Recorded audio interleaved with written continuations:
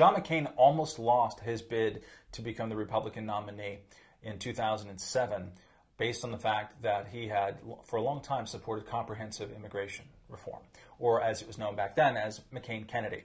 In 2006 and 2007, when he was preparing his run for presidency, he tried to offload the heavy lifting of comprehensive immigration reform to his colleague in the Senate from Arizona, John Kyle, who had just won re-election on a largely anti-immigration campaign, something that people in Arizona noticed, but not many people outside of Arizona.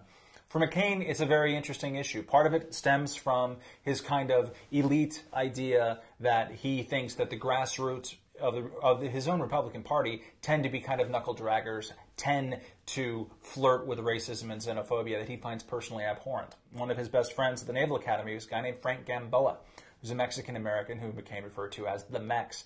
And ever since then, he has always spoken very movingly about all the sort of Spanish surnames that he finds in the Vietnam War memorial. He has an allergy to racism that I think is heartening. On the other hand, like all of McCain's reforms, his ideas about what to do about immigration to make a grand compromise end up having deleterious effects on individual liberty, largely because his schemes would basically end up forcing people to use the E-Verify program. It would force a very technocratic and bureaucratic way for employers to line up with immigrants coming from abroad. And by the end, the bill that got killed was not something that people who were in favor of a streamlined immigration process, I think, could really support.